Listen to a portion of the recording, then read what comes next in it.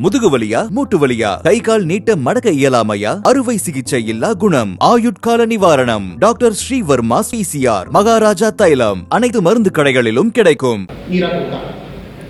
எப்பொழுது கல் முழுமையாக சட்டப்பூர்வமாக அது பொதுமக்களுடைய பயன்பாட்டுக்கு வருதோ அன்னைக்கு முதலாக அந்த கல்லை குறிப்பு போவது நானு அண்ணன் டிடிவி தினகரன் அவர்கள். நம்ம அரசியல் கட்சியில நாம் இருக்கிறோம், நமக்கு ஒரு பொறுப்பு இருக்கு.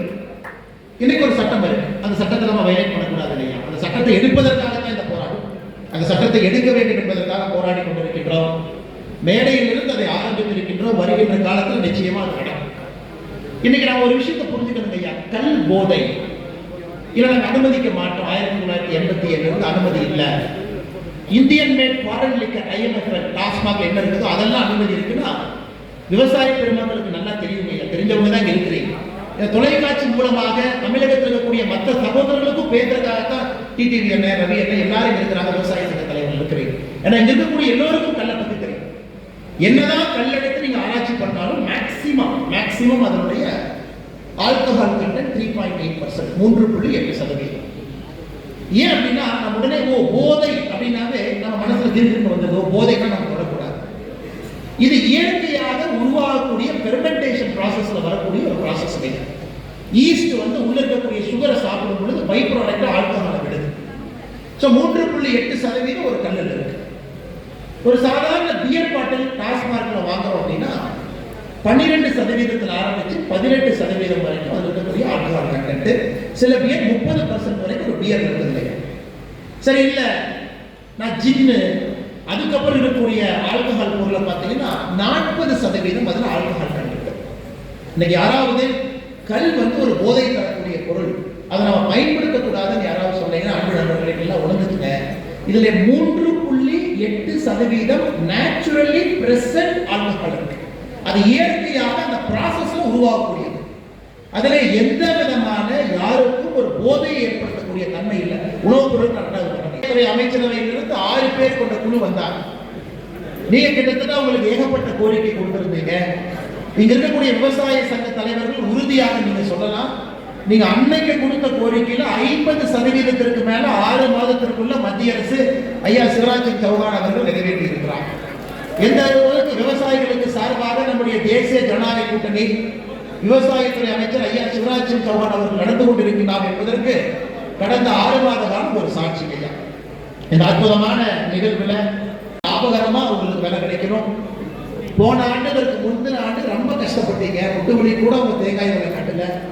இன்னைக்கு ஒரு பெரிய தேங்காய் சந்தையில 35 ரூபா 40 ரூபா, சின்ன தேங்காயா இருந்தால் 20 ரூபாய்க்கு போக ஆரம்பிச்சிருக்கு.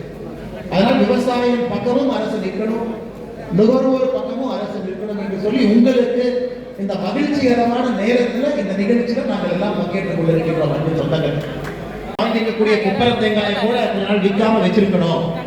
ஏன்னா விற்கப்படக்கூடிய கொப்பரை தேங்காய் மார்க்கெட்டுக்கு வந்துருச்சுன்னா நம்ம தேங்காயுடைய விலை இன்னும் வீழும் என்று சொல்லியிருக்கு. அதன் பிறகு நம்முடைய விவசாயத்துறை அமைச்சர் ஐயா சிவராஜ் சிங் சௌஹான் அவங்க எடுத்துட்டு போய் நாம வாங்கி இருக்கக்கூடிய கொப்பரை தேங்காயை மார்க்கெட்டுக்கு கொண்டு வராம அப்படியே வச்சிருந்தோம் சென்ட்ரல் கவர்மெண்ட் ஸ்டாக் யார்ட்ல. இரண்டாவது, செப்டம்பர் மாதத்திலிருந்து படிப்படியாக பாமாயில், சோயாபீன் ஆயில், வெளிநாட்டிலிருந்து இந்தியாவிற்குள்ள வரக்கூடிய எல்லா விதமான எண்ணெய் வகைகள், பயன்படுத்தக்கூடிய எண்ணெய் வகைகளுக்கு இம்போர்ட் டியூட்டி அதிகப்படுத்தணும். அதன் பிறகு இன்னைக்கு பார்த்தீங்கன்னா நம்முடைய தேங்காயினுடைய விலை வரலாறு காணாத விலை இன்னைக்கு ஒரு தேங்காய் வரலாறு காணாத விலை.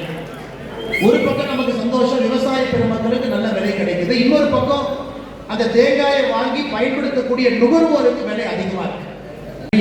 விவசாயத்துறை அமைச்சர் ஒத்துக்கிறாங்க, ஆமா கல் என்பது உணவுப் பொருள் தான், இதில் அவ்வளவு விஷயங்கள் இருக்கு, இதை மக்கள் பயன்படுத்த வேண்டும். பேச வர்றாங்க, ஒரு குறிப்புக்காக நான் சொல்றேன். அதனால எந்த அடிப்படையில் பார்த்தாலும் கல்லை பொறுத்தவரை நாம் தொடர்ந்து தடை செய்து வைத்திருக்க வேண்டிய அவசியம் இல்லை. காலம் மாறிடுச்சு, காலகட்டம் மாறிடுச்சு.